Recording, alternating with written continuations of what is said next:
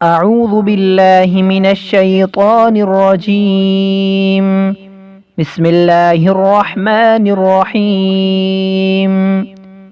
ناظرین السلام علیکم ورحمۃ اللہ۔ انشاءاللہ آج ہم کامیابی کے لیے ایک وظیفہ سیکھیں گے۔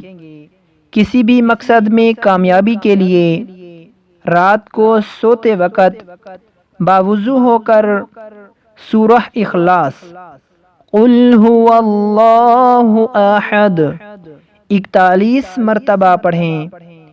اول آخر 11 مرتبہ درود شریف پڑھ کر حصول مقصد کے لیے دعا کریں، انشاءاللہ ضرور کامیابی ہوگی۔